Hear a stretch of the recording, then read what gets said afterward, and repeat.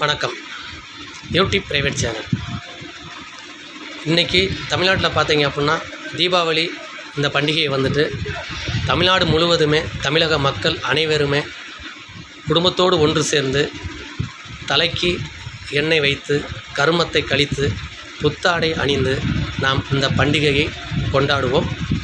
அதே மாதிரி தமிழ்நாட்டில் இருக்கக்கூடிய அனைத்து நபர்களுமே இதை நாம் செய்வோம். ஆனால் இதில் ஒரு கோர சம்பவம் என்னென்னு கேட்டிங்க அப்படின்னா, கடந்த ஒரு மாதத்திற்கு முன்னால் பார்த்தீங்கன்னா இன்றைக்கி கரூரில் நடந்த 41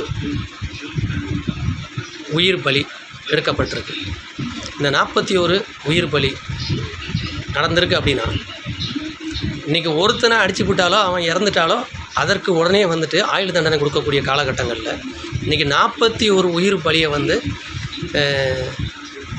யார் அங்கே அந்த கரூரில் அந்த சதி வேலையை செஞ்சது, அந்த உயிரை யாரை வச்சு எடுத்தாங்க அப்படிங்கிறதே வந்து தெரியாத நிலையில் இன்றைக்கி வந்துட்டு நம்ம தமிழ்நாட்டில் வந்து தமிழக மக்கள் இடத்துல எதிர்பார்க்கக்கூடிய ஒரு நல்ல வார்த்தையை வந்து இன்றைக்கி நம்முடைய சேனல் மூலியமாக ஒரு சில வார்த்தைகளை சேகரித்து தீபாவளி அன்று தமிழக மக்களுக்கு வெளிப்படுத்துகிறோம். இன்றைக்கி நாம் அனைவருமே தீபாவளியை சந்தோஷமாக கொண்டாடும் போது அந்த கரூரில் நடந்த அந்த ஒரு நரபலி, அது ஒரு கோர சம்பவம், 41 உயிர் பலி, இன்றைக்கி அந்த வீட்டில் எல்லாமே தீபாவளி கொண்டாடுவாங்களா? இதை நம்ம அனைவருமே நினைத்து பார்க்கக்கூடிய ஒரு நேரம் இது. ஏன்னா அந்த 41 உயிர் பலி எப்படி வந்தது? அரசியல் கட்சி தலைவர்கள் செய்த சதியா? அந்த சதி வலைதானா இது? அப்படி இல்லை அப்படின்னா நடிகர் விஜய் அங்கே வந்து மகாநாடு நடத்தினார். நடிகர் விஜய் தான் அந்த 41 உயிர் பலியை செய்தார். அவரால் தான் அங்கே 41 பேர் இறக்கப்பட்டாங்க, அங்கே நெரிசல் ஏற்பட்டதுன்னு சொல்லி ஒரு பாகமாக மக்கள் பேசுகிறாங்க.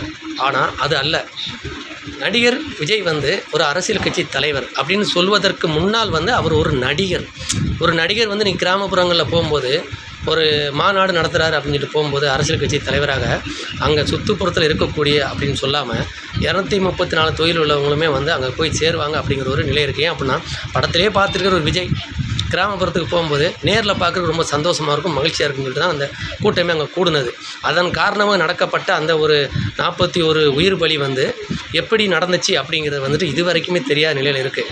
அப்படி இருக்கும் விஜயை நம்ம குறை சொல்ல முடியாது, இருக்கக்கூடிய அரசியல் கட்சி தலைவர்களையும் சொல்ல முடியாது. ஆனால் அதற்கு காரணம் அரசியல் தான். இது அரசியல் தான். இன்றைக்கி இந்த அரசியல் கட்சி தலைவர் வீடுகள் எல்லாமே வந்து இன்றைக்கி தீபாவளியை கொண்டாடுவாங்க. ஆனால் அந்த 41 உயிர் பலி எடுக்கப்பட்ட அந்த 41 வீட்டுகள்லையுமே வந்து எப்படிங்க இந்த தீபாவளியை கொண்டாடுவாங்க? அந்த குடும்பத்தினுடைய நிலையை, அந்த கோர சம்பவத்தை நினச்சி பாருங்கள் அப்படின்னு.